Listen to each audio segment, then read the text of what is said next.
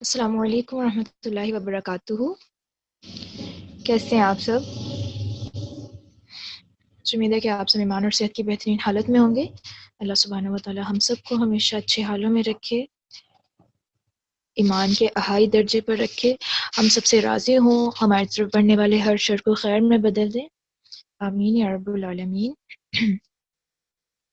نحمده ونصلي على رسوله الكريم اما بعد فاعوذ بالله من الشيطان الرجيم بسم الله الرحمن الرحيم رب اشرح لي صدري ويسر لي امري واحلل عقدة من لساني يفقهوا قولي واجعل لي وزيرا من اهلي رب زدني علما اللهم فقهنا في الدين اللهم انفعنا بما علمتنا وعلمنا ما ينفعنا وزدنا علما اللهم أرنا الحق حقا وارزقنا اتباعه وأرنا الباطل باطلا وارزقنا اجتنابه اللهم اجعل لي عملا كله صالحا واجعله لوجهك خالصا ولا تجعل لأحد فيه شيئا ربنا لا تؤاخذنا إن نسينا أو أخطأنا اللهم بارك لنا في أوقاتنا وجهدنا آمین یا رب العالمین۔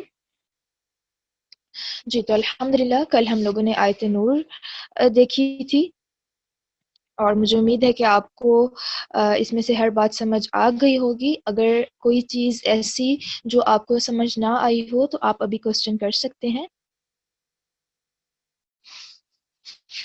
اس آیت میں ہم نے دیکھا کہ اللہ سبحانہ و تعالیٰ نے ایک مومن کے نور کی مثال دی کہ اس کا نور کیسے ہے، گویا طاق میں ایک چراغ رکھا ہو اور چراغ کے ارد گرد جو ہے وہ شیشے کا فانوس ہو، اور وہ چراغ جو ہے کس چیز سے روشن ہو رہا ہے؟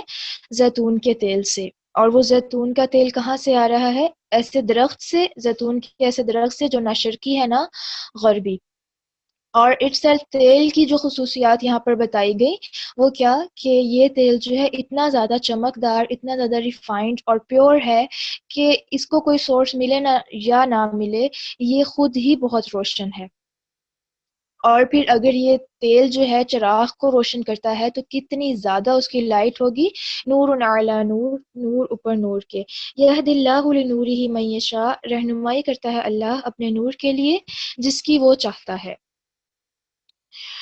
یہاں پر کچھ پوائنٹس جو تھے میں ڈسکس کرنا چاہ رہی تھی کہ جیسے ہم لوگوں نے کل ڈائیگرام سے دیکھا کہ طاق جو ہے وہ مومن کا سینہ ہے، اور اس طاق کے اندر جو ہے ایک چراغ رکھا ہوا ہے جو کہ مومن کا دل ہے، اور اس کے آس پاس جو شیشہ ہے وہ اس کا ماحول ہے، ٹھیک ہے۔ تو اب اس کو ایک دوسری طرح سے بھی امیجن کریں کہ ایک گھر ہے، گھر میں جو ہے،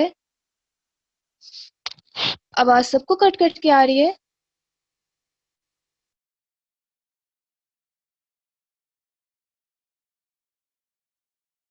چلے الحمدللہ، جن کو کٹ کے آ رہی ہے وہ اپنا نیٹ چیک کر لیں، ٹھیک ہے جی۔ تو ہم دیکھتے ہیں، میں جیسے کہہ رہی تھی کہ آپ امیجن کریں کہ ایک گھر ہے اور گھر کی ایک دیوار کے اندر یہ طاق بنا ہوا ہے، ٹھیک ہے، اور اس طاق کے اندر یہ چراغ پڑا ہوا ہے، اور اس چراغ کے ارد گرد جو ہے یہ شیشہ بھی جس کو زجاجہ کہا گیا وہ پڑا ہوا ہے، ٹھیک ہے۔ اور کیا ہے کہ اس چراغ میں زیتون کا تیل بھی ہے، اس تیل کی وجہ سے کیا ہے کہ وہ چراغ روشنی پھیلا رہا ہے، گھر کے اندر پورا اندھیرا ہے، لیکن اس دیوار میں جو طاق ہے اس میں جو رکھا ہوا چراغ ہے، اس چراغ کی روشنی سے کیا ہو رہا ہے کہ وہ پورا کا پورا گھر اندر سے روشن ہو رہا ہے۔ تو اگر کوئی انسان باہر سے اس گھر کو دیکھتا ہے تو اس گھر کے دروازوں یا کھڑکیوں کے کونے کناروں سے نظر آ رہا ہوتا ہے کہ اندر روشنی ہے، ٹھیک ہے۔ اس سین کو امیجن کریں۔ اب اگر کیا ہو کہ اس گھر کی کھڑکیاں یا دروازے کھول دیے جائیں اور باہر ہوا بھی چل رہی ہے اور تیز ہوا ہے، یہ سمجھ لیں کہ آندھی ہے، اور دروازے کھلے ہوئے ہوں، کھڑکیاں کھلی ہوئی ہوں، تو آپ بتائیے کیا وہ آندھی، کیا وہ تیز ہوا اس چراغ کے جو اس کا فلیم ہے اس کو متاثر کرے گی؟ ڈیفینیٹلی کرے گی، ٹھیک ہے۔ اس کی بھی پک ڈرا کر کے دکھاؤں؟ چلے میں دکھا دیتی ہوں۔ سمپل سا میں آپ کے سامنے جو تھا سین پیش کری تھی کہ ایک گھر ہے، ٹھیک ہے۔ اب اس گھر میں کیا ہے؟ دیوار ٹھیک ہے، اور دیوار کے اندر تاک ہے، اور تاک کے اندر جو ہے چراغ رکھا ہوا ہے، اور چراغ جو ہے وہ شیشے والے فانوس میں ہے. ٹھیک ہے، یہ ایسے. اب یہ جو پورا گھر ہے یہ بند ہے. اب ظاہر ہے گھر میں کھڑکیاں دروازے تو ہوتے ہی ہوتے ہیں. اب میں آپ کو یہ امیجن کروانا چاہ رہی ہوں کہ وہ کھڑکیاں ہیں یا وہ دروازے ہیں، اگر کوئی انسان گھر کے باہر سے گزر رہا ہے تو ان کھڑکیوں اور دروازوں کے کونے کھدروں سے، بے شک یہ کھڑکیاں اور دروازے بند ہیں، ان کے کونوں کھدروں سے جو ہے روشنی آئے گی. ایسے ہی ہوتا ہے نا، آپ اپنے روم کے باہر بھی کھڑے ہو، آپ کو دروازے کے نیچے سے نظر آ جاتا ہے کہ روم کی لائٹ جل رہی ہے، یا ونڈو سے پتہ چل جاتا ہے کہ روم میں لائٹ جل رہی ہے. تو ایسے ہی جو باہر سے گزر رہا ہے اس کو پتہ چل جائے گا کہ ہاں اندر چراغ روشن ہے. اس کے برعکس اگر یہ دروازے اور کھڑکیاں کھول دی جائیں تو کیا ہوگا؟ وہ روشنی باہر بھی آنا شروع ہو جائے گی.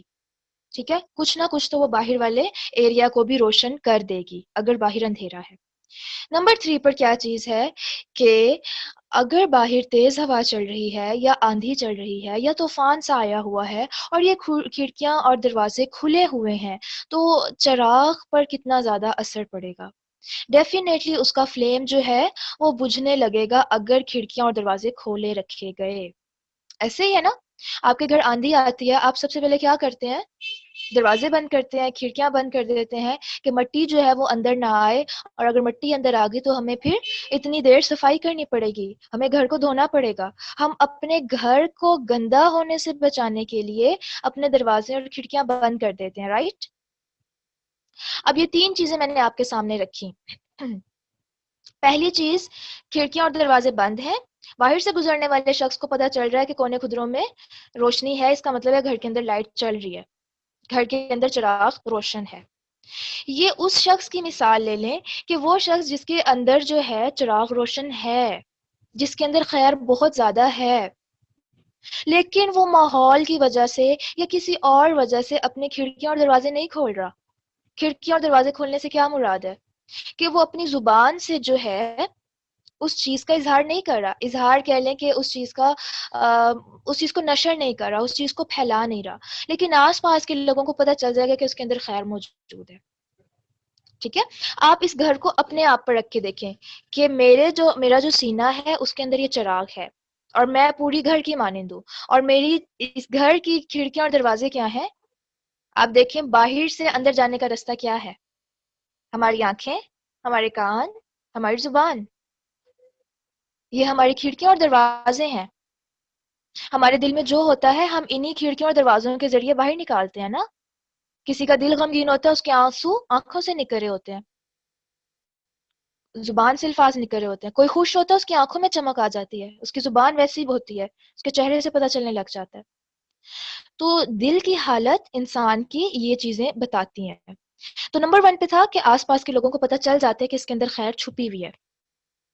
دوسرے نمبر پر کیا ہے؟ اگر وہ انسان ہمت کرتا ہے اور اپنے یہ دروازے کھولتا ہے، یہ کھڑکیاں کھولتا ہے، اور صرف اس لیے کہ ماحول بھی روشن ہو جائے، تو اس سے کیا مراد ہے کہ وہ اپنی روشنی دوسروں تک پھیلانے کی کوشش کرنے لگتا ہے.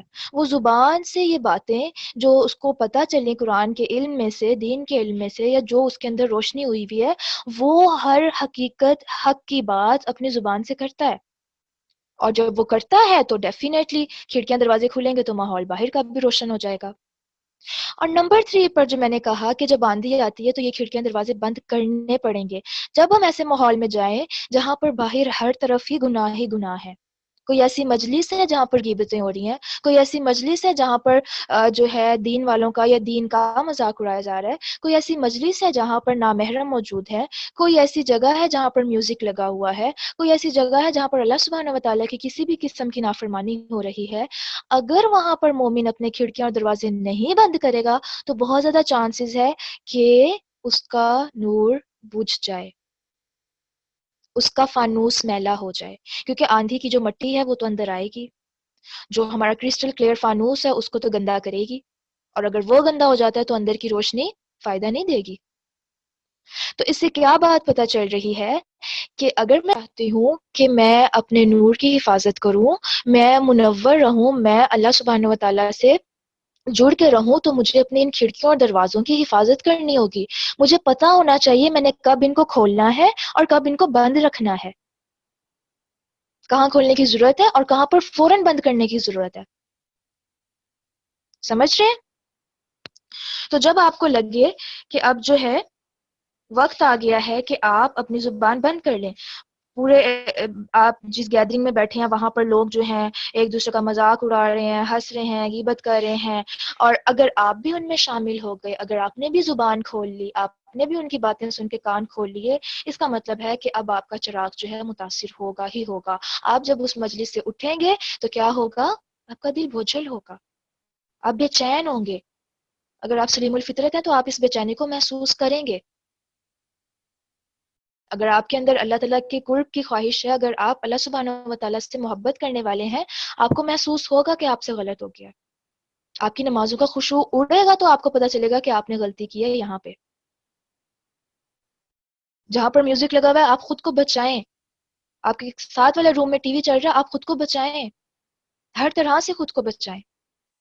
اگر نہیں بچائیں گے، اپنے دروازے کھلے رکھیں گے، آپ کا فانوس میلا ہوتا رہے گا ہوتا رہے گا، خواہ آپ قرآن کا علم لینے والے ہوں، خواہ آپ اپنے چراغ کو زیتون کا تیل دینے والے ہوں. کیا فائدہ ایسے زیتون کے تیل کا جب وہ اس کا فانوس ہی میلا ہے؟ اندر روشنی ہے لیکن باہر سے وہ، جیسے میں نے کل بتایا تھا نا کہ اگر ایسا ہو کہ شیشے پہ بلیک پینٹ کر دیا جائے تو اندر جتنی بھی روشنی ہے وہ باہر نہیں آتی. پھر کوئی فائدہ نہیں ہوگا قرآن کا علم لینے کا بھی. اور یہ دیکھیے کہ جب ہم قرآن سیکھنے لگتے ہیں، جب ہم قرآن کا علم لینے لگتے ہیں تو ہمیں ان چیزوں کا بہت زیادہ خیال رکھنے کی ضرورت ہوتی ہے کہ میں ساتھ ساتھ عمل کروں. اگر میں نے پڑھ لیا اور ساتھ ساتھ عمل نہ کیا، میرا دل میلا ہوتا جائے گا.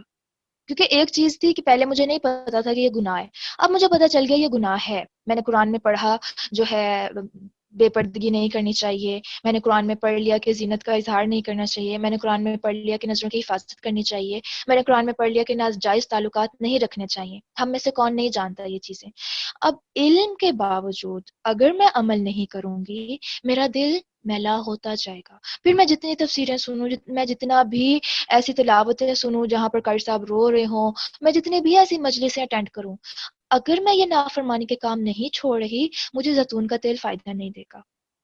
تو یہاں پر دو کاموں کی ضرورت ہے، اپنے شیشے کو صاف کرتے رہیں پلس یہ کہ فیول دیتے رہیں. دونوں میں سے کوئی ایک کام رک گیا، سمجھے فائدہ کوئی نہیں ہے.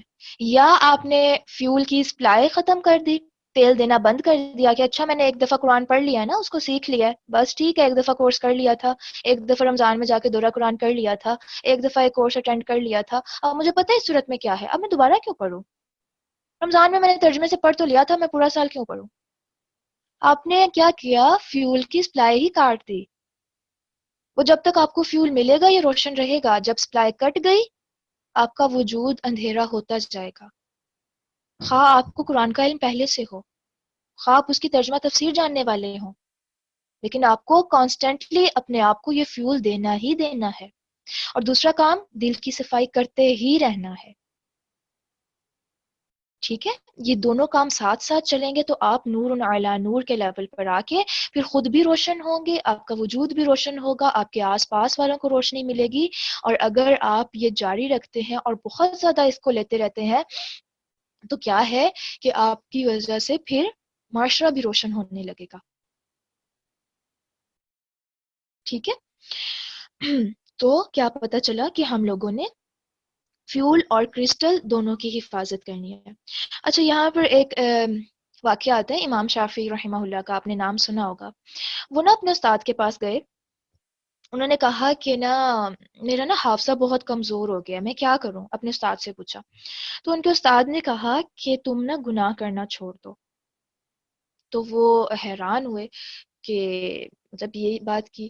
تو ان کے استاد نے کہا کہ جو علم ہے نا وہ اللہ کا نور ہے جو گناہ گاروں کو نہیں ملتا.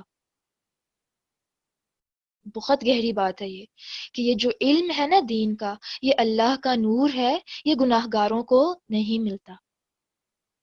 تو بعض اوقات ہم قرآن پڑھ رہے ہوتے ہیں لیکن ہمارا دل ہل نہیں رہا ہوتا، ہمارا دل ہدایت کی طرف مائل ہی نہیں ہو رہا ہوتا، ہمارے اندر عمل کا خیال تک نہیں آتا کہ اچھا میں نے عمل بھی کرنا ہے. آپ کو یاد ہوگا کہ میں نے منیبہ فاطمہ سسٹر کی ایک آڈیو شیئر کی تھی گروپ میں، اور میں نے کہا تھا کہ جو پردہ کرنے والی ہیں یا پردہ کر چکی ہیں ان کے لیے منیبہ فاطمہ کی نصیحتیں ہیں. تو اس میں انہوں نے کیا بتایا تھا کہ جب ہم پردے کا حکم سنتے ہیں نا تو 3 طرح کے رویے سامنے آتے ہیں. ایک وہ رویہ جو سمیعنا واتانا، سنا فوراً سے عمل کر لیا.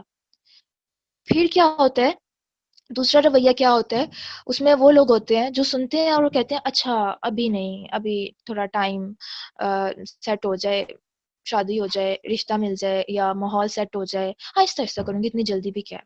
اور تیسرا وہ رویہ ہوتا ہے جس میں انسان کہتا ہے اچھا یہ تو باتیں ہی ہیں، قرآن میں لکھا ہے، آج کے دور میں کون کرتا ہے، بس یہ ایویں ان کی باتیں بنائی ہوئی ہیں، دین کو اتنا سخت بنایا ہوا ہے، دین کون سا سخت ہے.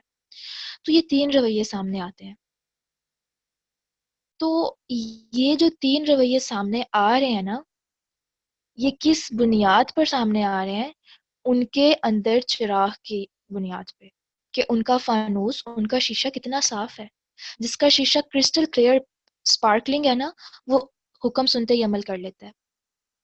جس کا کچھ گدلا ہے وہ تعویلیں دیتا ہے، اور جس کا بالکل وہ ہے میلا ہوا ہے، اس کو فیول ملا بھی ہے لیکن اس نے اسے فائدہ نہیں اٹھایا، اس کی نیت ہی نہیں ہوتی کہ میں نے عمل کرنا ہے. ہم دیکھیں کہ ہم کہاں پر کھڑے ہیں. ہم خود اپنے آپ کو دیکھنے والے ہیں. اللہ سبحانہ و تعالیٰ سورۃ القیامہ میں کیا کہتے ہیں؟ بل الانسان علی نفسہ بصیرہ، کہ ہر انسان اپنے نفس کو خود ہی دیکھنے والا ہے. اس کو پتہ ہے میں کتنے پانی میں کھڑا ہوں، اس کو پتہ ہے کہ میں اللہ کی اطاعت میں کس لیول پر کھڑا ہوں. ہم سب جانتے ہیں. اور یہ قرآن ہے جو ہمیں آئینہ دکھا رہا ہوتا ہے. تو اگر میں چاہتی ہوں کہ قرآن میرے دل پر اثر کرے، قرآن میرے دل کو بدلے، قرآن میرے دل کو ہلائے، تو پھر مجھے گناہوں سے بھی بچنا ہے. اور یہ چیز نیچرل ہے کہ گناہ ہو بھی جاتے ہیں اور دل سخت بھی ہو جاتے ہیں. اور دل کی سختی کی علامات کیا ہوتی ہیں؟ کہ انسان کا نیکی کے کاموں میں دل نہیں لگ رہا ہوتا، نماز میں دل نہیں لگ رہا، قرآن پڑھتے ہوئے نیند آ رہی ہے، دعائیں نہیں مانگی جا رہی ہیں، نیکی کا کام سامنے ہوتا ہے لیکن اس کے اندر ہمت ہی نہیں ہوتی، سستی ہوتی ہے، وہ چھوڑ دیتا ہے. کسی کو صدقہ دینا پڑ جاتا ہے تو وہ کنجوسیاں کرنے لگ جاتا ہے، سوچنے لگ جاتا ہے اچھا یہ حقدار نہیں ہے، یا پھر دے دوں گی، ابھی نہیں ہے. بڑا جو بھی نیکی کے کام ہو، اس کی طرف اس کا دل جو ہے راغب نہیں ہوتا. اس کو بلایا جائے کہ آؤ قرآن کی تعلیم لو، آؤ اچھا درس پہ، نہیں پھر چلے جاؤں گی. اگر اسی ٹائم بازار جانے کا کہا جائے تو فوراً. تو یہ جو چیزیں ہیں، اور اس کے بعد پھر یہ کہ قرآن کے حوالے سے دل نہیں ہلتا، قرآن سن کے رونا نہیں آتا، تو یہ دل کی سختی کی علامات ہیں. تو جب ایسا محسوس ہو کہ مجھے ایسے میرا دل سخت ہو رہا ہے، تو اللہ سے بہت دعا کیا کریں کہ اللہ میرا دل سخت ہو رہا ہے، اس کو نرم کر دیں. میرا دل سخت ہو رہا ہے، میں آپ سے دور محسوس کر رہی ہوں خود کو، میرے دل کو نرم کر دیں. دعا کریں، کثرت سے ذکر کریں، اور سب سے بڑھ کے استغفار کریں. استغفار کریں. اور پھر اپنی صحبت کا خیال رکھیں. جب آپ کو لگے کہ آپ کا دل سخت ہو رہا ہے تو آپ ایسے لوگوں کی صحبت میں جائیں جہاں پر بیٹھ کے آپ کا دل نرم ہوتا ہو. قرآن کی مجلسوں میں جائیں جہاں پر اللہ سبحانہ و تعالیٰ کا ذکر ہوتا ہو، اس کے دین کی باتیں ہوتی ہوں. ایسے لوگوں کے ساتھ بیٹھیں جو دین والے ہوں، جن کے ساتھ بیٹھ کے آپ کا ایمان بڑھتا ہو. اس کے برعکس دل کی سختی کی حالت میں آپ نے ایسے لوگوں کی صحبت اختیار کی جو مزید آپ کو دنیا کی طرف کھینچ کے لے جائیں، جہاں پر صرف دنیا کی باتیں، کپڑے، شاپنگ، یہاں شادی، وہ پارٹی، اور یہ اور وہ، بس دنیا دنیا دنیا دنیا. آپ کا دل مزید سے مزید سخت ہوتا جائے گا. اور حدیث میں آتا ہے کہ اللہ سے سب سے زیادہ دور وہ شخص ہوتا ہے جس کا دل سخت ہو. اللہ سبحانہ و تعالی ہم سب کو محفوظ رکھیں اس سے. تو دل کی سختی سے پناہ مانگنی چاہیے، کیونکہ جب دل پتھر کی طرح ہو جاتے ہیں پھر تو بہت مشکل ہو جاتا ہے، بہت مشکل ہو جاتا ہے کہ انسان حق کی طرف آئے. اللہ سبحانہ و تعالی ہم سب پہ رحم کرے.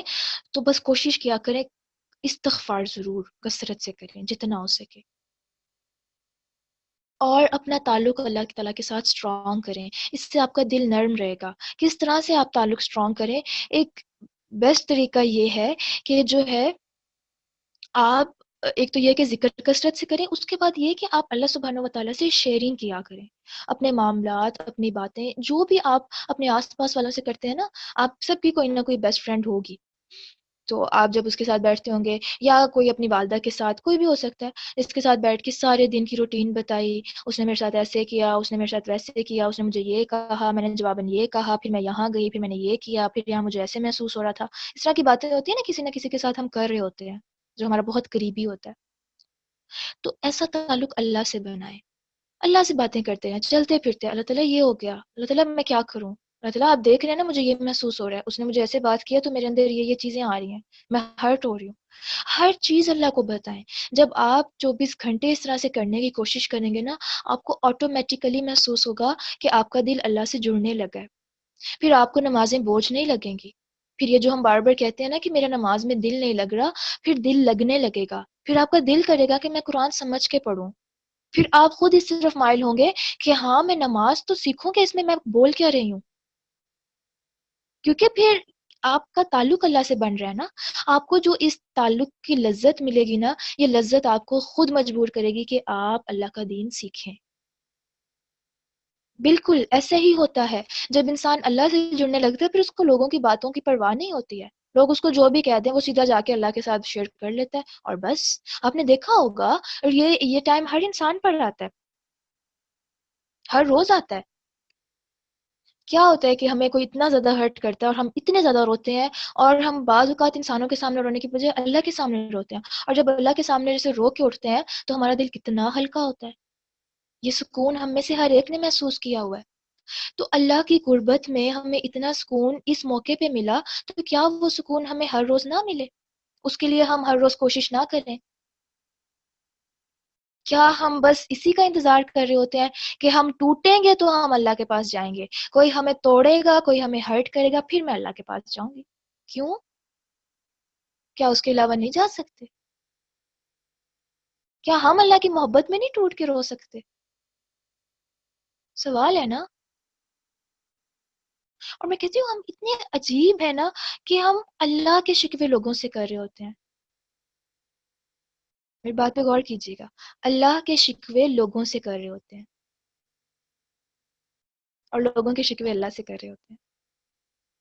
میں یہ نہیں کہہ رہی کہ لوگوں کے شکوے اللہ سے نہیں کرنے چاہیے، بالکل کریں، لیکن اللہ کے شکوے لوگوں سے نہیں کرنے چاہیے.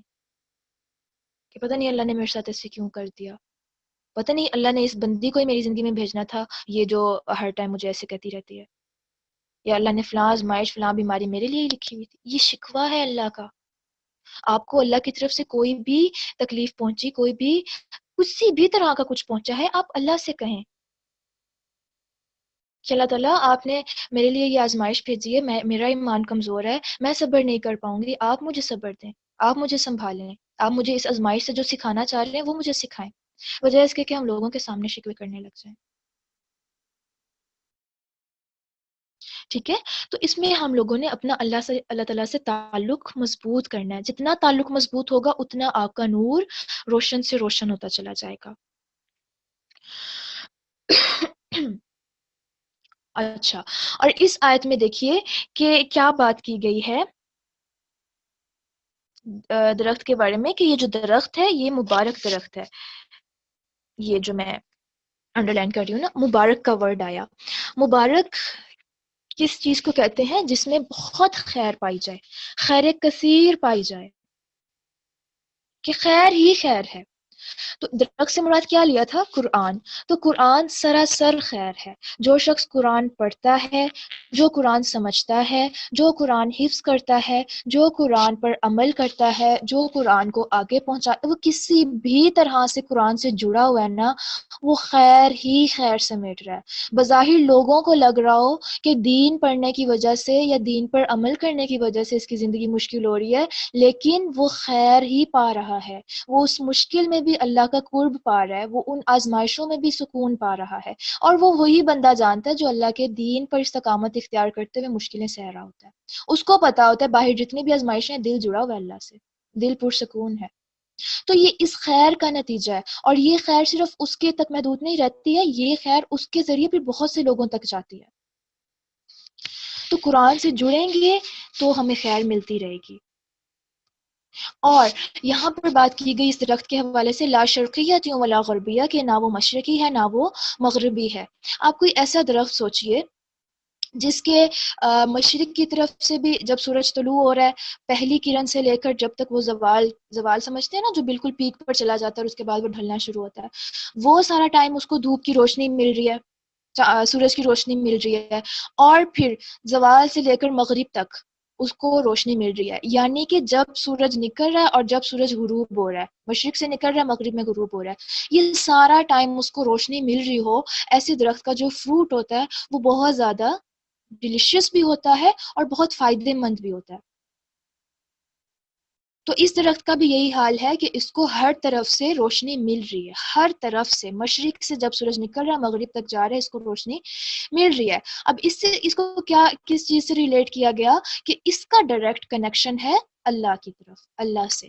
سورج آسمان پہ ہوتا ہے نا، تو اب اس درخت کا کنیکشن اللہ سے ہے، یعنی اگر آپ اس درخت کے تیل سے جڑ جاتے ہیں، اس درخت سے جڑ جاتے ہیں، آپ اس قرآن کو اپنا بنا لیتے ہیں یا آپ خود قرآن کے بن جاتے ہیں، تو گویا آپ نے اس کے ذریعے اللہ سبحانہ و تعالیٰ سے اپنا کنیکشن جوڑ لیا ہے۔ پھر آپ کو لگتا ہے کہ قرآن آپ سے باتیں کر رہا ہے، پھر آپ کو لگتا ہے جو میرے سارے دن میں مشکلات تھیں، مجھے اب ان قرآن کی ان آیات سے اپنا جواب مل رہا ہے، پھر آپ کو لگتا ہے کہ اللہ آپ کو تسلیاں دے رہے ہیں، اور یہ آپ میں سے ہر ایک کے ساتھ گزرا ہوگا،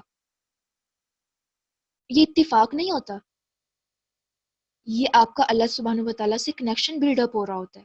اگر آپ اس کو سیریس لینے والے ہوں اور اگر آپ اس کو مزید بڑھانے والے ہوں، اگر آپ اس کو اگنور کر دیتے ہیں نا، پھر وہ چیز نہیں آتی ہے۔ بات ہی ساری یقین کی ہے۔ اس کے بعد دیکھیے قرآن پاک و حدیث میں کیا کہا گیا،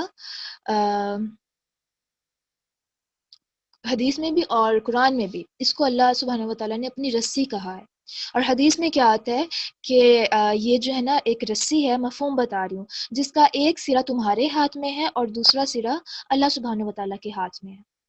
ایک رسی کو امیجن کریں، دو سرے ہوتے ہیں نا، تو اگر آپ ایک سرا تھام لیں گے تو آٹومیٹیکلی آپ نے اس رسی کو تھام لیا ہے، اور اس رسی کا دوسرا سرا کہاں پر ہے؟ اللہ کے ہاتھ میں۔ یا اس کو آپ اس طرح سے بھی امیجن کر لیں کہ آسمان سے ایک رسی لٹک رہی ہے، اگر آپ اس کو پکڑ لیتے ہیں تو آپ ڈائریکٹ آسمان والے سے جڑ جائیں گے، آپ کا کنیکشن بلڈ اپ ہو جائے گا۔ اور پھر کنیکشن کیسے بلڈ اپ ہوگا کہ آپ کو مختلف طریقوں سے پتہ لگے گا کہ ہاں اللہ سبحانہ و تعالیٰ موجود ہیں، اللہ سبحانہ و تعالیٰ آپ سے بات کرتے ہیں، اللہ سبحانہ و تعالیٰ آپ کو الہام کر رہے ہیں، اللہ سبحانہ و تعالیٰ آپ کو فلاں فلاں ذریعے سے جواب دے رہے ہیں۔ آپ کو اس کا قرب محسوس ہوگا، آپ کو لگے گا کہ وہ ہے، یقین آپ کا بڑھتا جائے گا کہ وہ ذات موجود ہے، صرف باتیں نہیں ہیں، اللہ اپنا آپ خود محسوس کروائیں گے پھر آپ کو۔ تو یہ رسی ہے جس کو ہم نے تھامنا ہے انشاءاللہ۔ اور چراغ جب روشن ہوتا ہے تو یہ اپنا بیسٹ کام کب کرتا ہے؟ جب یہ اندھیرے میں ہو۔ ابھی جیسے ہمارے کمرے میں لائٹ جل رہی ہے، تو آپ دیکھیں کہ یہاں پر میں چراغ روشن کر دوں تو کیا اس کا فائدہ ہوگا؟ دیکھنے میں تو پیارا لگ رہا ہوگا لیکن اس کی روشنی کا کوئی فائدہ نہیں ہوگا۔ تو یہ چراغ اپنا بیسٹ کام کب کرتا ہے؟ جب آس پاس اندھیرا ہو۔ اور آج ہم ایسے ماحول میں رہ رہے ہیں، ایسے معاشرے میں رہ رہے ہیں جہاں پر اندھیرا ہی اندھیرا ہے۔ آپ کے سامنے دین کو اتنا کنفیوز کر دیا گیا ہے کہ کچھ سمجھ نہیں آتا کہ کیا حق ہے اور کیا باطل ہے۔ آپ نے دیکھا ہوگا ہم لوگوں کا کیا حال ہوتا ہے کہ ہمیں کوئی بتا دے فلاں وظیفہ کر لو فلاں کام کے لیے، ہم سوچے سمجھے بغیر کرنے لگ جاتے ہیں، اور جب کوئی ہم سے پوچھے کہ یہ کو کیوں کر رہے ہو، وہ فلاں نے بتایا تھا۔ بھئی تحقیق تو کر لو کیا وہ قرآن و حدیث میں ہے بھی صحیح ہے نہیں۔ ایسے ہی ہوتا ہے نا، ہم نے کوئی بات پڑھی اور اوپر لکھا ہو کہ قرآن میں ایسا لکھا ہے، اور نیچے کوئی بھی بات ہو ہم اس پر یقین کر لیتے ہیں، یہ سوچے بغیر کہ میں چیک تو کروں کہ قرآن میں واقعی یہ بات موجود ہے یا نہیں۔ پھر آپ صلی اللہ علیہ وسلم سے کوئی بھی منسوب بات ہم سنتے ہیں یا پڑھتے ہیں، آگے شیئر کر دیتے ہیں، یہ سوچے بغیر کہ یہ حدیث ہے بھی صحیح یا نہیں، اور اگر ہے کیا یہ صحیح بھی ہے یا نہیں۔ اس طرح کے اتنے کنفیوژن ہے، اور آپ دیکھیں بدعات کو سنت بنا کے دکھایا جا رہا ہے، سنتوں کو بیکورڈ دکھایا جا رہا ہے، جو دین پر عمل کر رہا ہے اس کو دقیانوس دکھایا جا رہا ہے، جو مولوی ہے اس کو بدنام کیا جا رہا ہے، جو جہاد ہے اس کو ٹیررزم دکھایا جا رہا ہے، جو اسلام ہے اس کو دہشت گردوں کا دین دکھایا جا رہا ہے۔ یہ اندھیرے ہی تو ہیں جو ہمارے معاشرے میں اتنے پھیل گئے ہیں کہ ایک بالکل نیوٹرل بندہ پہچاننا چاہے حق اور باطل، اس کو سمجھ نہیں آئے گی وہ کرے تو کرے کیا، الا یہ کہ وہ قرآن سے جڑ جائے، اس کو قرآن سمجھ آ جائے۔ تو اب ہم اندھیرے دور میں جی رہے ہیں۔ اگر میں چاہتی ہوں نا کہ میں اپنے اندر روشنی کروں، اب دیکھیں باہر بھی اندھیرا ہو اور اگر میرے اندر بھی اندھیرا ہے، پھر تو وہی حال ہو گیا نا کہ ہم اندھیرے میں ہی ٹامک ٹوئیاں مار رہے ہیں۔ آپ کمرے میں جائیں، کمرے کی لائٹ آف ہے یا لائٹ ہی نہیں ہے، آپ کیا کریں گے؟ ٹٹولیں گے اچھا رستہ کہاں ہے، چیزیں کہاں ہیں، کبھی کیا چیز گر رہی ہوگی آپ کے ہاتھ کو لگ کے، کبھی آپ کہیں ٹوکر کھا کے گر رہے ہوں گے، کبھی کیا ہوگا، کبھی کیا، نہیں پتہ چلے گا کہاں جانا ہے اور کیا چیز اٹھانی ہے۔ یہ اندھیرے کی وجہ سے ہوتا ہے۔ تو اگر باہر تو اندھیرا ہے ہی ہے، ہر طرف اندھیرا ہے، اگر ہمارے اندر بھی اندھیرا ہو گیا نا تو سمجھیں ہم بڑے خطرے میں ہیں۔ تو ایٹ لیسٹ میں اپنے اندر تو روشنی کے لیے کوشش کروں، ایٹ لیسٹ میں خود کو تو بتاؤں کہ حق کیا اور باطل کیا ہے۔ کیا میں اپنی آخرت کے لیے، اپنی جنت کے لیے اتنی بھی نہیں کوشش کر سکتی کہ اللہ تعالیٰ کا جو کلام ہے وہ میں سیکھ لوں؟ ہمارے گھروں میں پڑا ہوا ہے۔ اللہ نے ہر انسان کے اندر نور فطرت رکھ دیا ہے، اللہ تعالیٰ نے فیول کا انتظام کر دیا، یہ زیتون کا تیل ہے، ہم نے کیا کرنا ہے؟ بس اس کو اٹھا کے اپنے چراغ میں ڈالنا ہے۔ اتنی ایفرٹ بھی ہم نہیں کر سکتے۔ ہم دنیا کا علم انڈیل رہے ہیں اپنے اندر، موٹی موٹی کتابیں پڑھ رہے ہیں، راتوں کو جاگ رہے ہیں، 16 16 سال لگا رہے ہیں، قرآن کے لیے کچھ ٹائم نہیں ہے، قرآن سیکھنے کے لیے، قرآن کی کتاب کو جاننے کے لیے کچھ نہیں ہے ٹائم۔ کیسے ہمارا دل روشن ہوگا؟ کیسے ہم اس اندھیرے ماحول میں حق کو پہچانیں گے؟ پھر تو کسی نے یہاں سے ہمارا ہاتھ پکڑ لیا، ہم اس کے ساتھ چلے جائیں گے، پھر کسی نے بتا دیا یہ وظیفہ کر لو، کسی نے بتا دیا یہ بدعت کر لو، یہ سنت ہے اور یہ اور وہ، پھر ایک دن دجال آ کے ہمارا ہاتھ پکڑ لے گا اور ہم کہیں گے ہاں وہ حق پر ہی تو ہے، کیونکہ ہمارے اندر ہی کوئی روشنی نہیں ہے۔ ہم نے لوگوں کو جو دیکھا کرتے ہوئے ہم بھی وہی دین سمجھ کے کرتے جائیں گے، اس کے سامنے ہم جھک جائیں گے آرام سے، اس کو خدا مان لیں گے، کیونکہ اصل خدا کو تو ہم نے جانا ہی نہیں ہے۔ یہ حقیقت ہے۔ یہ آیت بہت گہری ہے، اگر ہم اس پر پورا مہینہ بھی ڈسکشن کریں نا تو بہت کم ہے۔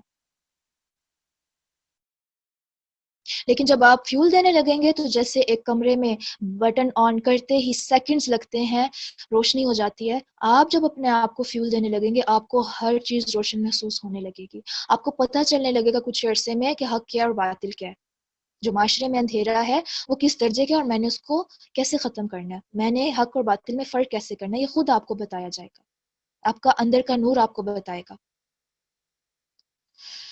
اور یہاں پر وہ بات کہ جب ہم نے سورۃ النور سٹارٹ کی تھی تو میں نے آپ کو بتایا تھا کہ قیامت کے دن اللہ سبحانہ و تعالیٰ ہر انسان کو اس کا نور دیں گے، اور یہاں پر ایک اور بات بھی میں نے بتائی تھی کہ سورۃ الحدید میں کیا آتا ہے کہ اس دن کیا ہوگا، مومنوں کے آگے آگے ان کا نور دوڑے گا اور ان کے دائیں طرف ان کا نور دوڑے گا، اور میں نے کہا تھا کہ یہ آگے آیت نور پڑھیں گے تو انشاءاللہ میں آپ کو بتاؤں گی۔ تو اب قرآن کی آیت ہے کہ مومنوں کے آگے بھی ان کا نور ہے اور ان کے دائیں طرف بھی ان کا نور ہے۔ اب یہ جو آگے آگے نور ہے نا، سر نعمان علی خان کیا کہتے ہیں کہ یہ جو آگے والا نور ہے یہ ان کے ایمان کا نور ہے جو انہوں نے دنیا میں روشن کیا ہوا ہے۔ اب آپ دیکھ لیں ہمارے اپنے چراغ کتنے روشن ہیں اندر، جتنا اندر نور ہے اتنا باہر ہمیں مل جائے گا حصی معنوں میں، ٹھیک ہے؟ اور جو دائیں طرف نور ہے وہ ہمارے نیک اعمال کا نور ہے۔ اب ہمارے اختیار میں ہے ہم کتنا اپنا نور بڑھانے والے ہیں۔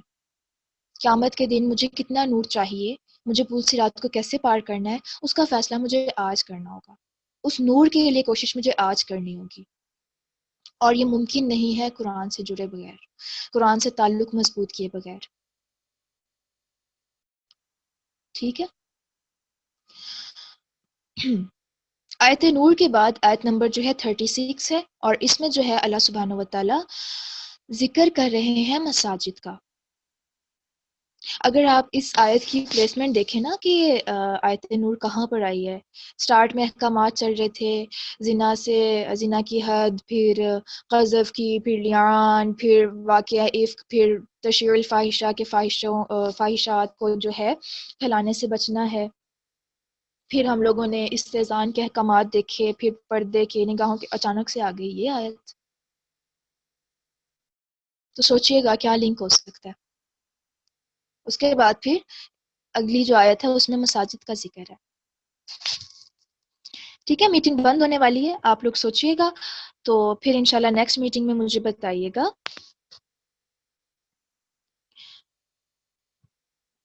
تو اس کو پھر انشاءاللہ ڈسکس کریں گے. تب تک میں آپ لوگوں کے کمنٹس دیکھ لوں. دوسری ٹائپ دوبارہ بتا دوں. یہ کوئی ٹائپ تفسیر میں نہیں آئی ہوئی ہے, یہ سمجھ لیں ایک تدبر سا تھا کہ جب آپ دوسری ٹائپ میں نے یہ بتائی تھی نا کہ دروازہ جب کھولیں گے, کھڑکیاں جب کھولیں گے, اندر سے روشنی باہر جائے گی تو وہ باہر کے ماحول کو بھی روشن کرے گی. تو اگر انسان جس کے پاس یہ نور ہے, قرآن کا علم ہے, وہ اپنی زبان سے اس کی تبلیغ کرنے لگتا ہے, لوگوں کو حق کی بات بتانے لگتا ہے, تو اس کے نور سے آس پاس کا معاشرہ بھی منور ہونے لگتا ہے. ٹھیک ہے, تو یہ بتایا تھا.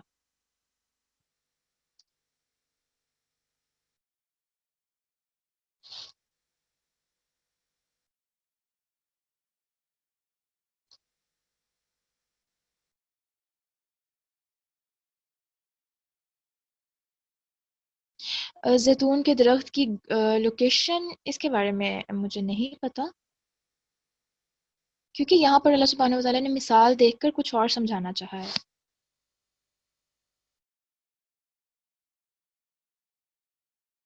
مروہ اسما آپ کی کون؟ السلام علیکم ورحمۃ اللہ وبرکاتہ. جی تو چلیں اب ہم نیکسٹ آیت کی طرف چلتے ہیں. آیت نمبر ہے 36. یا پھر ایسا کرتے ہیں جب تک باقی لوگ جوائن کریں ہم آیت نور کی تلاوت سن لیتے ہیں, اور جیسے ہی وہ لوگ آتے ہیں تو پھر انشاءاللہ آیت نمبر 36 سٹارٹ کر لیتے ہیں. ٹھیک ہے, تاکہ کوئی رہ نہ جائے.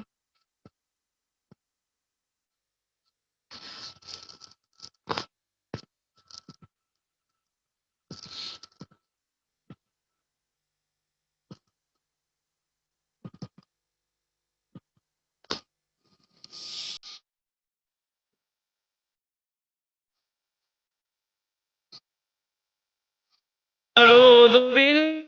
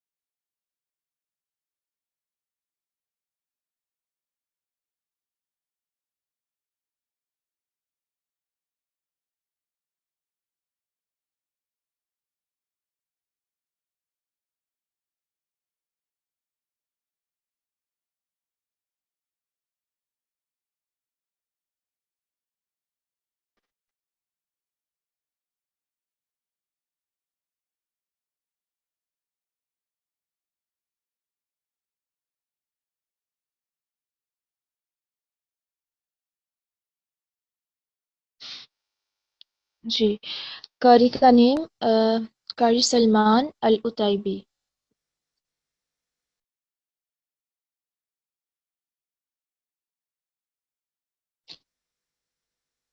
او سوری, میں بھول گئی سر نعمان علی خان کی تفسیر سینڈ کرنا. انشاءاللہ میں آج کر دوں گی.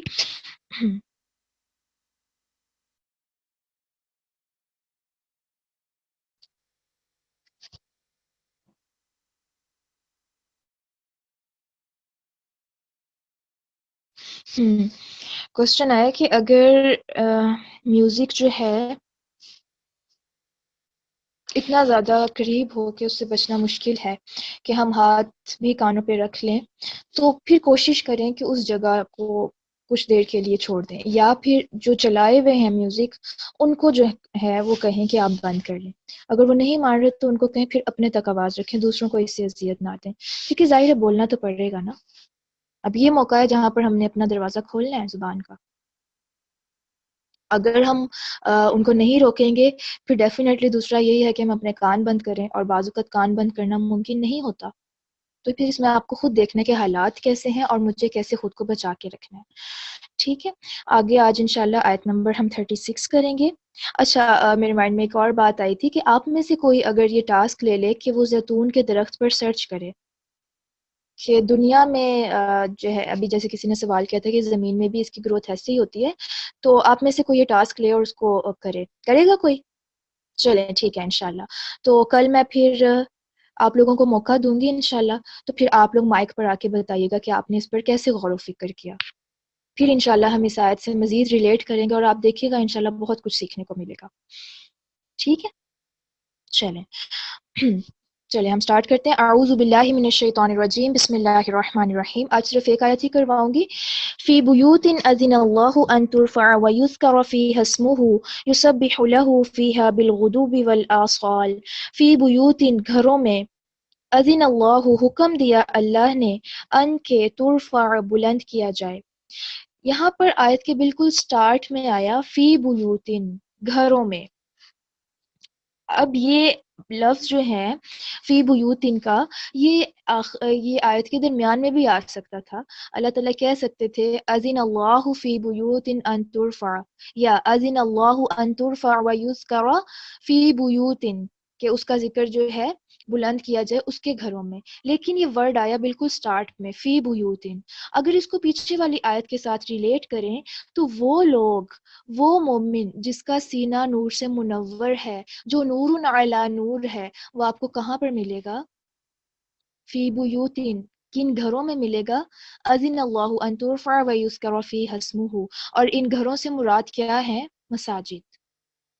مساجد یا وہ گھر، وہ عمارتیں جہاں پر دین کا کام ہوتا ہے، دین سیکھا سکھایا جاتا ہے، اللہ سبحانہ و تعالیٰ کا ذکر کیا جاتا ہے، تو آپ کو وہاں پر اکثریت میں یہ لوگ ملیں گے جو نور علی نور ہوتے ہیں۔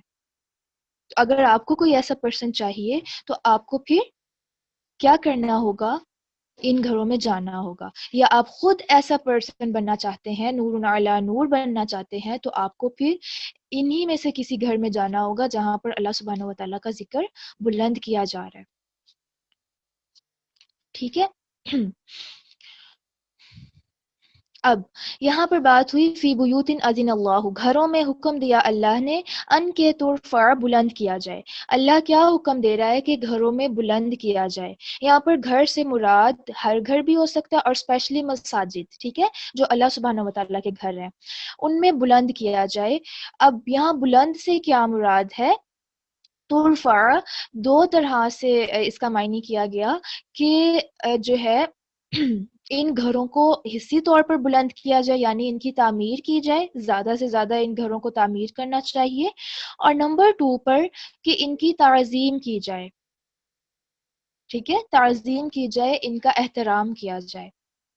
یہ مساجد بھی ہو سکتے ہیں، یہ مدارس بھی ہو سکتے ہیں، یہ وہ گھر بھی ہو سکتے ہیں جہاں پر دین کا کام، دین کی تعلیم دی جا رہی ہے، درس وغیرہ ہوتے ہیں، یا پھر وہ مسجد جہاں پر نمازوں کا اہتمام ہوتا ہے، خطبہ وغیرہ دیا جاتا ہے، جتنے بھی اس طرح کے کہہ سکتے ہیں کہ جگہیں ہیں جو اللہ کے دین سے ریلیٹڈ ہیں۔ اب کیا ہے کہ ان کے بارے میں کہا جا رہا ہے کہ ایسے گھر زیادہ سے زیادہ تعمیر کیے جائیں، ٹھیک ہے، نمبر 1 معنی یہ، اور نمبر 2 معنی یہ کہ ان کو جو ہے بہت زیادہ تعظیم دی جائے۔ اب اگر تعظیم دینے کا دیکھا جائے تو کیوں تعظیم کی بات کی گئی؟ کیونکہ ان کی نسبت جو ہے وہ اللہ سبحانہ و تعالیٰ کی ذات سے ہے۔ اب دیکھیں، جس چیز کی نسبت بھی اللہ کی ذات سے ہو جاتی ہے، اس کے اس کے پاس جانے سے ہی انسان کے دل کی کیفیت بدل جاتی ہے۔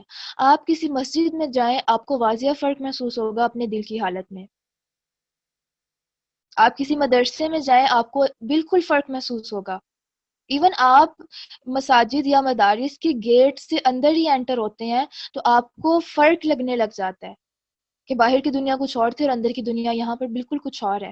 آپ کعبہ جاتے ہیں، آپ کے دل کی حالت بالکل بدل جاتی ہے. آپ مسجد نبوی جاتے ہیں، قدم ہی رکھتے ہیں، آپ بالکل اپنے آپ کو ایسے محسوس کرنے لگتے ہیں جیسے بہت پاکیزہ ہو گئے ہیں. تو کیوں ایسا ہوتا ہے؟ ایک تو یہ آیت نور کے بعد مساجد کا ذکر کہ مساجد میں نور ہوتا ہے، کیونکہ وہاں پر اللہ سبحانہ و تعالیٰ کا ذکر کثرت سے ہے، وہاں پر فیول کثرت سے موجود ہے. اس فیول کی روشنی کیا تھا کہ یہ تیل خود اتنا روشن ہے. تو جہاں پر یہ سب موجود ہے، جہاں پر اس قرآن کی تعلیم دی جا رہی ہے، تو وہ نور اتنا زیادہ ہوتا ہے کہ انسان کو وہ نور محسوس ہوتا ہے. حصی معنوں میں نظر نہیں آ رہا ہوتا کہ وہ جگہ چمک رہی ہیں یا آپ کو وہ لائٹ نظر آئے، نہیں، معنوی طور پر آپ کو دل میں سکون اترتا ہوا محسوس ہوتا ہے. آپ کو محسوس ہوتا ہے ایسی جگہوں پر جا کر آپ کا دل پرسکون ہو گیا. تو یہ اس نور کا اثر ہوتا ہے، یہ اللہ سبحانہ وتعالیٰ کے ذکر کا اثر ہوتا ہے کہ اللہ کی قربت یہاں پر محسوس ہو رہی ہوتی ہے. تو جو جہاں جس جگہ کی نسبت، جس چیز کی نسبت، خواہ وہ قرآن ہے، خواہ وہ کچھ بھی ہے، خواہ وہ لوگ ہیں جو اللہ سبحانہ وتعالیٰ کے دین کے ساتھ جڑے ہوئے ہیں، ان سب کی تعظیم ضروری ہے. اور اللہ تعالیٰ نے تو ان گھروں کو، مساجد کو اپنا گھر کہا ہے. اور پھر اگر ترفع کا مطلب تعمیر لیا جائے، تعمیر کا حکم کیسے دیا گیا کہ ان جگہوں کی تعمیر زیادہ سے زیادہ کی جائے. ٹھیک ہے، کہ ایسے مواقع لوگوں کے لیے زیادہ میسر آئیں کہ لوگ جو ہیں دین کی تعلیم سیکھ سکیں، ایسے مدارس زیادہ سے زیادہ بنائے جائیں. آپ دیکھیں ہمارے شہر، آپ جس بھی شہر میں رہتے ہیں اپنے شہر کا دیکھیں، ہمارے شہر میں کتنے سکولز، کالجز، یونیورسٹیز ہیں، اور ہمارے شہر میں کتنے مدارس ہیں جہاں پر دین کی تعلیم دی جا رہی ہو. آپ کے سامنے کمپیریزن ہوگا. بالکل مسجدیں ویران ہیں جو ہیں. تو تعمیر میں پھر یہ بھی ہے کہ ان کو آباد بھی کیا جائے. اور ظاہر ہے آباد تو لوگ ہی کریں گے نا، اللہ کو خالی عمارتوں سے تو کوئی لینا دینا نہیں ہے کہ ہاں دیواریں بنا دی اور خوبصورت خوبصورت بنا دی، ماربلز لگا لیے، فانوس لگا لیے، رنگ اور اس طرح کے سجا لیے، لیکن اندر کوئی آ ہی نہیں رہا. تو اس سے تو کوئی فائدہ نہیں ہوگا نا. اصل تو چیز یہ ہے کہ وہاں لوگ آئیں، اللہ کا ذکر بلند کریں، کیونکہ آگے بات کی جا رہی ہے وَيُذْكَرَ فِيهِ اسْمُهُ، اور ذکر کیا جائے ان میں نام اس کا. یہ حکم ہے اللہ کا کہ مساجد میں آئیں اور اس میں اللہ کا ذکر کریں. تو بہرحال تعمیر کی بات ہو رہی تھی، تو تعمیر کے حوالے سے حدیث میں کیا آتا ہے کہ آپ صلی اللہ علیہ وسلم نے فرمایا، حدیث کا مفہوم ہے کہ جو شخص اللہ سبحانہ و تعالیٰ کی رضا کی خاطر مسجد بناتا ہے، اللہ تعالیٰ اس کے لیے جنت میں ویسا ہی گھر تعمیر کرتے ہیں. اللہ سبحانہ و تعالیٰ ہم سب کو موقع دیں کہ ہم یہ کام کر سکیں، ہمیں یہ سعادت نصیب ہو. اگر ہم میں اتنی استطاعت نہیں ہے، ہم مالی طور پر اتنے زیادہ ویل آف نہیں ہے، تو پھر کیا ہے کہ جہاں مسجدیں بن رہی ہیں وہاں پر اپنا کچھ نہ کچھ حصہ ڈال لیں. کیا پتا آپ کے نام کی لگی ایک اینٹ جو آپ نے بہت خلوص کے ساتھ اس پہ پیسہ لگایا ہے، آپ نے وہ خرچ کیا، آپ کو کیا پتہ کل قیامت کے دن اور خصوصاً جنت میں آپ کے لیے کتنا بڑا اجر تیار کر کے رکھے گا ہو. یا ہو سکتا ہے کہ اس ایک اینٹ کے بدلے آپ کے لیے اللہ نے محل تیار کر کے رکھا ہو، کیونکہ آپ کی نیت بہت خالص تھی. آپ کی تڑپ تھی کہ کاش میں پوری مسجد بنا سکتا، لیکن میرے پاس پیسے نہیں تھے، میری اتنی زیادہ استطاعت نہیں ہے، تو چلو اتنا ہی صحیح. نیتیں بہت میٹر کرتی ہیں. تو بہرحال اس کے بعد تورات میں آتا ہے، حضرت کعب جو تھے نا، وہ تورات کے بہت بڑے عالم تھے، بعد میں وہ مسلمان ہو گئے تھے. تو انہوں نے وہ روایت کرتے ہیں کہ تورات میں کیا آتا ہے کہ اللہ سبحانہ و تعالیٰ فرماتے ہیں کہ زمین پر مسجدیں میرا گھر ہیں، جو میرے گھروں میں باوضو ہو کر آئے گا میں اس کی تکریم کروں گا، اور ایسے تکریم جیسے کسی کے گھر جانے والے کی اس کا گھر والا کرتا ہے. یعنی جیسے مہمان کی میزبان تکریم کرتا ہے نا، آپ کسی کے گھر مہمان بن کے جائیں یا آپ کے گھر کوئی مہمان بن کے آئے تو کیسے ہم لوگ ان کو عزت دیتے ہیں نا، ان کی تکریم کرتے ہیں، ان کی رسپیکٹ کرتے ہیں، ہر چیز کا خیال رکھ رہے ہوتے ہیں. تو جو شخص باوضو ہو کر جو ہے جاتا ہے اللہ کے گھر میں، مسجد میں، تو اللہ سبحانہ و تعالیٰ خود اس کی تکریم کرتے ہیں. اور یہ تفسیر ابی حاتم میں موجود ہے. تو یہ تو تعمیر کے حوالے سے تھا کہ جب ان کو جو ہے صاف ستھرا تو نہیں، یہاں پر تعمیر میں یہ آئے گا کہ اس طرح کے گھر تعمیر کیے جائیں اور جو ہے پھر ان کو لوگ آباد بھی کریں. تعظیم میں یہ آئے گا کہ اس جگہ کو صاف ستھرا رکھا جائے. ٹھیک ہے، اور صاف ستھرا کس طرح سے کہ وہاں پر جو ہے کسی بھی طرح کی کوئی گندگی نہ پھینکی جائے، خود بھی وہاں صاف ستھرے ہو کر جائیں، وہاں پر خوشبو کا اہتمام کیا جائے، مسجد میں خوشبو کا، یہ بات نہیں کہ آپ خود خوشبو لگا کے جائیں، عورتوں کے لیے تو اسپیشلی منع ہے، ٹھیک ہے، مرد ہاں وہ ضرور لگا کے جائیں لیکن عورتیں خوشبو لگا کے نہ جائیں اگر وہ کبھی مسجد جاتی بھی ہیں تو۔ اور آپ دیکھیں کہ اب آج کل کی جو مساجد ہیں پاکستان میں تو بہت ہی کم ایسی مساجد ہیں جہاں پر عورتوں کے لیے انتظام ہوتا ہے، باہر کے ممالک میں عورتوں کے لیے بھی خصوصاً انتظام ہوتا ہے مساجد میں، اور باقاعدہ وہاں نمازیں پڑھنے بھی جاتی ہیں، تو اسلام جو ہے عورت کو مسجد جانے سے منع نہیں کرتا۔ ہاں بہرحال عورت کے لیے جو ہے اس کی نماز افضل جو ہوتی ہے نا وہ اپنے گھر میں ہی ہوتی ہے، کیونکہ گھر میں وہ سب سے زیادہ سیف ہے، اور گھر میں بھی وہ کمرہ جو بالکل اندر کی جانب ہے، تو یہاں پر اس کی نماز زیادہ افضل ہے بنسبت کہ وہ مسجد جائے، کیونکہ اب آج کل جو ہے فتنوں کا بہت زیادہ دور ہے، تو اب عورتیں اس چیز کو بہت زیادہ جو ہے لائٹ لے لیتی ہیں اور باہر نکلتی ہیں تو بالکل زینت کا اظہار بھی ہو رہا ہے، کور بھی نہیں کر رہی، خوشبو بھی لگائی ہوئی ہے۔ اگر آپ کبھی تراویح پڑھنے گئے ہوں تو آپ نے دیکھا ہوگا کہ وہ عورتیں جو تراویحیں پڑھنے آ رہی ہوتی ہیں، بعض اوقات ان کی ڈریسنگ، بعض اوقات ان سے آنے والی خوشبو کو سونگھ کے انسان بس ہل کے رہ جاتا ہے کہ اللہ آپ کے گھر آئے ہوئی ہیں اور یہ نافرمانی کر کے آ رہی ہیں، نہ پردہ ٹھیک ہوتا ہے، نہ جو ہے اس چیز کا خیال رکھا جاتا ہے کہ آس پاس مرد بھی ہو سکتے ہیں، ظاہر ہے مردوں سے تو مردوں کے پاس سے تو گزر کے آنا ہوتا ہے، کون سا رستہ ایسا ہے جہاں پر مرد آپ کو نہیں ملیں گے، آپ سڑک سے گزرے وہاں پر بھی مرد گزرے گا ساتھ سے، تو اگر آپ مسجد جائیں ٹھیک ہے تو اس میں پھر آپ کو بہت احتیاط کی ضرورت ہے کہ آپ جو ہے پردے کا خصوصاً اہتمام کریں اور زینت کا اختیار نہ کریں۔ اب یہ نہیں سوچنا کہ پردہ صرف مسجد تک ہی رکھیں کہ مسجد جاؤں گی تو میں نے فل کور کر لیا، اس کے علاوہ نہیں، پردہ اوور آل ہر جگہ ضروری ہے، ٹھیک ہے۔ اعتکاف کہاں کریں؟ اعتکاف مسجد میں ہی ہوتا ہے، ٹھیک ہے، اور وہاں پر وہ مساجد جہاں پر عورتوں کا انتظام ہو وہاں پر انسان جو ہے عورتیں جو ہے بیٹھ سکتی ہیں اعتکاف میں۔ بہرحال آگے ہم دیکھتے ہیں، ابن عباس رضی اللہ عنہ سے مروی ہے ایک حدیث، وہ کہتے ہیں کہ تم یقیناً مزین تم یقیناً مساجد کو مزین، منقش اور رنگدار کرو گے، ایسے ہی جیسے یہود و نصارہ نے کیا تھا۔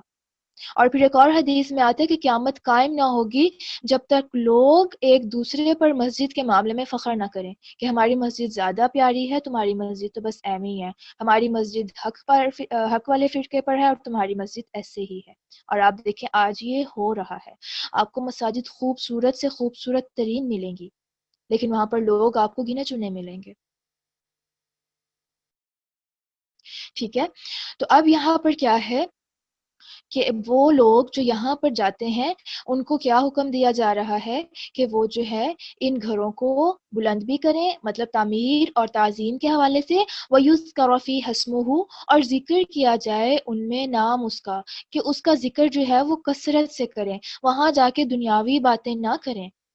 اگر ہم وہاں پر نماز پڑھنے بھی جا رہے ہیں، ہم وہاں پر اعتکاف کے لیے بھی جا رہے ہیں، ہم وہاں پر تراویح کے لیے جا رہے ہیں، یا ہم مسجد نبوی یا حرم میں ہی جا رہے ہیں، تو وہاں پر بھی بہت احتیاط کی ضرورت ہے کہ ہم دنیاوی باتیں نہ کریں، دنیاوی معاملات ڈسکس نہ کریں۔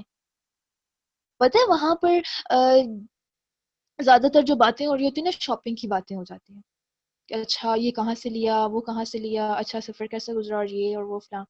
ہم یہاں پر مساجد میں بھی یہی ہوتا ہے، اچھا تمہارے بچے کیسے ہیں، فلاں کی شادی ہو گئی، یہ سوٹ کہاں سے لیا، یہ والی فضول ترین باتیں جو مسجدوں میں کی جاتی ہیں، اور یہ اس کے احترام کے خلاف ہے، ہر جگہ ہر بات کے لیے نہیں ہوتی ہے،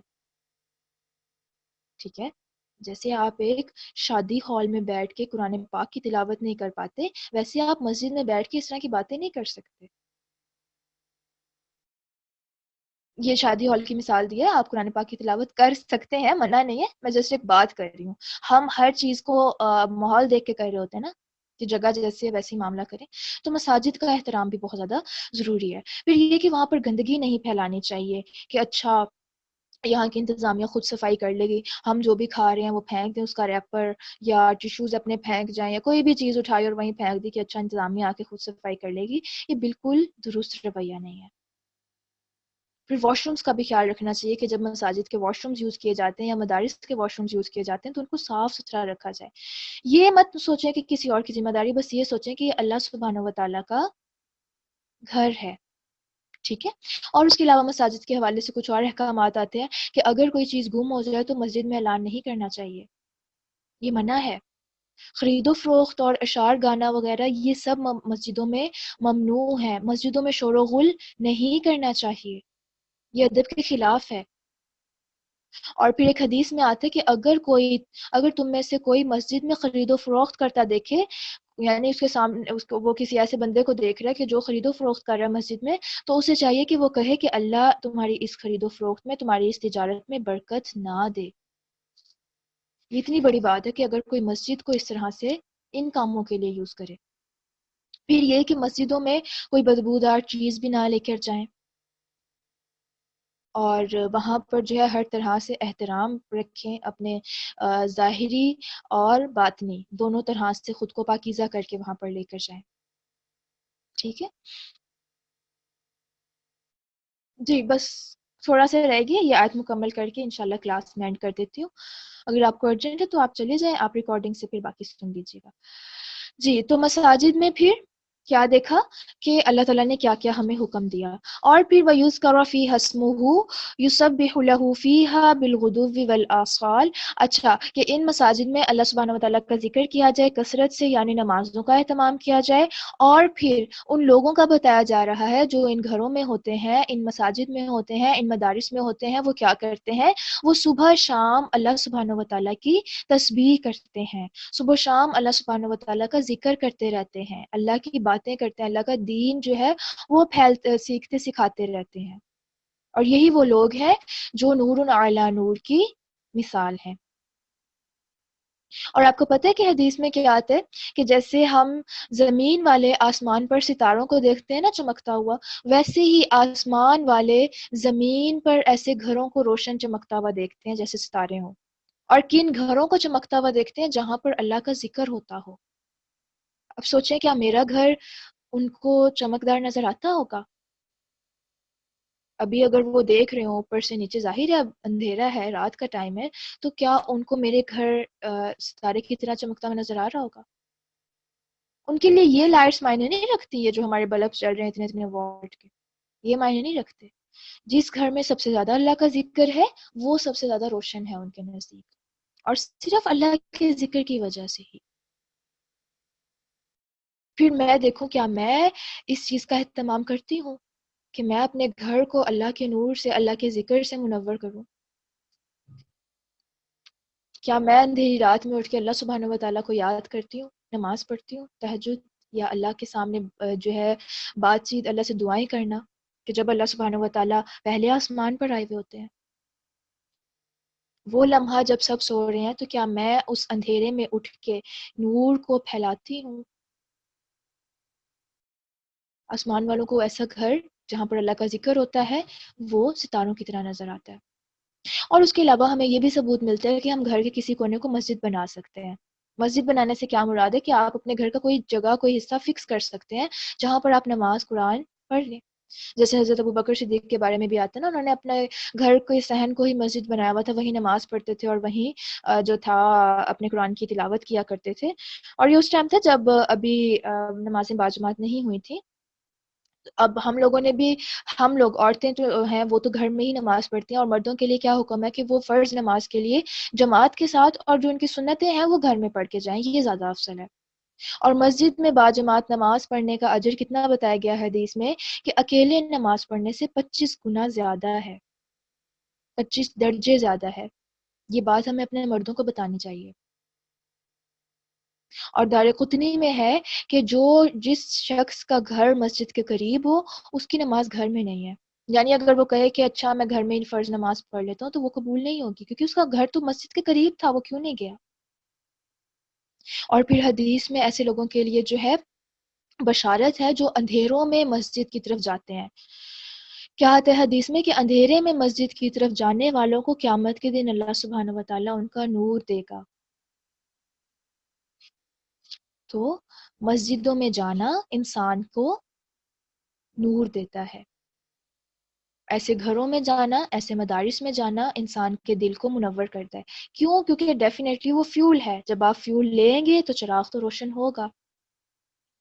اور یہاں پر جو نور علی نور کی صفات رکھنے والے لوگوں کی اللہ تعالیٰ نے ایک خوبی ذکر کی کہ وہ صبح شام تسبیح کرنے والے ہیں.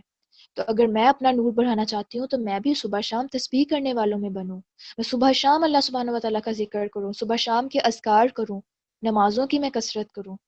کثرت سے کیا مراد ہے؟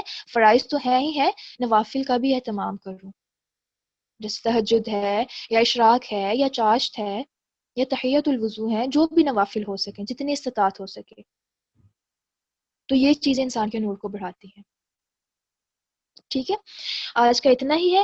نیکسٹ انشاءاللہ آیت نمبر 37 ہم کل دیکھیں گے، یہاں پر اللہ سبحانہ و تعالیٰ ایسے لوگوں کی مزید جو ہے صفات بتائیں گے۔ تو یہاں تک اگر کسی کا کوئی سوال ہے تو کر لیں۔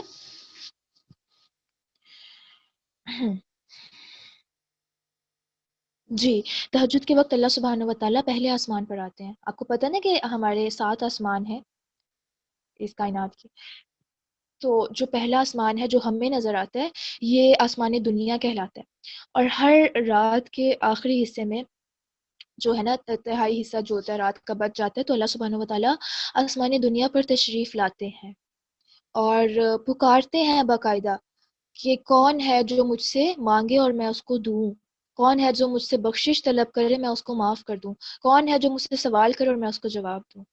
باقاعدہ اللہ سبحانہ و تعالیٰ منادی کر رہے ہوتے ہیں، اور ہم کیا کر رہے ہوتے ہیں اس ٹائم؟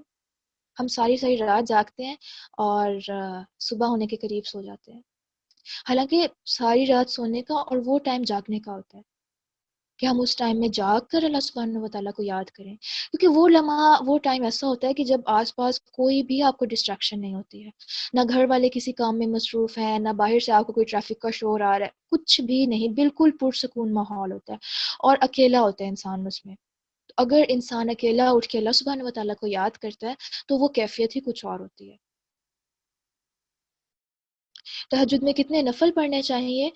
تہجد میں جو سنت سے ہمیں پتہ چلتا ہے، آپ صلی اللہ علیہ وسلم کی جو روٹین تھی وہ اپنی وطر کی نماز تہجد کے ساتھ پڑھا کرتے تھے، تو وہ ٹوٹل 11 رکعت پڑھتے تھے، یعنی 11 رکعت کس طرح سے کہ دو دو کر کے نوافل، ٹھیک ہے، 8 نوافل اور پھر آگے 3 وطر، اس طرح وہ 11 پوری رکعت پڑھ لیا کرتے تھے۔ تو اب یہ سنت طریقہ ہے، آپ اس سے کم بھی کر سکتے ہیں اگر آپ کرنا چاہیں تو، آپ کے پاس ٹائم نہیں ہے یا آپ ابھی سٹارٹنگ میں اپنی روٹین بنانا چاہ رہے ہیں، آپ 2 سے شروع کر لیں، آپ 4 تک لے جائیں، آپ 8 تک، آپ جتنا کر سکتے ہیں کر لیں۔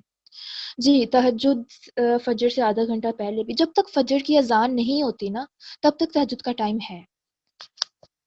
ٹھیک ہے، اب آپ نے دیکھنا ہے کہ آپ کے شہر میں فجر کا وقت سٹارٹ کب ہو رہا ہے۔ ایک تو ہوتا ہے نا کہ اذانیں ہوئی تو آپ کو پتہ چلا، نہیں، آپ ٹائم دیکھیں کہ سٹارٹ کب ہو رہا ہے۔ ایپس ہیں اب اس طرح کی آج کل، تو آپ ان ایپس کو انسٹال کر کے دیکھیں کہ ٹائم سٹارٹ کب ہو رہا ہے، تو اس سے پہلے تہجد کا ٹائم ہے، آپ تہجد پڑھ سکتے ہیں۔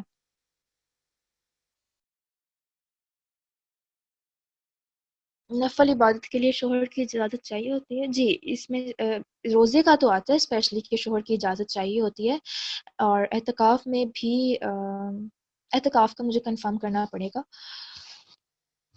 کیونکہ اعتکاف بھی پھر اتنے دنوں کا ہوتا ہے، تو ظاہر ہے گھر کی طرف سے بھی تو ذمہ داریاں ہوتی ہی ہیں عورت پر، اور وہ فرض کے درجے پر ہوتی ہیں۔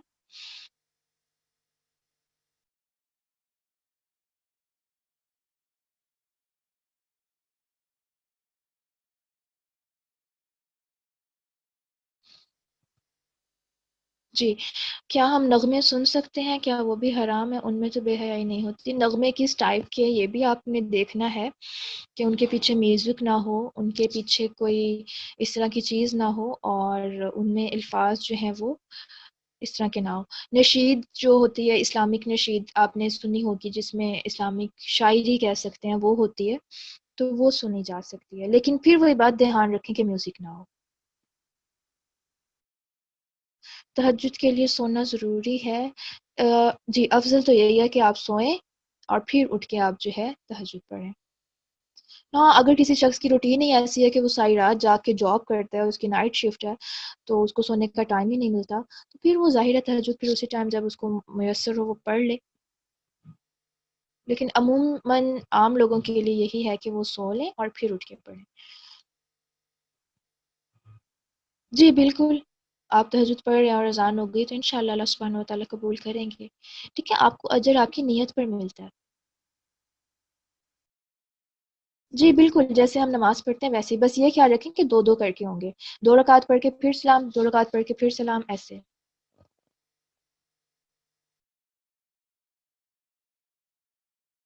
دیکھیں اس میں میوزک ہے مجھے لگتا ہے، میں نے سنا نہیں ہے، بس اس کا نام ہی پتہ ہے، لیکن جہاں تک میرا خیال ہے ان کی اسٹوڈیو سے ہر آنے والا جو بھی نغمہ یا اس طرح کی کوئی چیز ہوتی ہے اس میں میوزک پایا جاتا ہے۔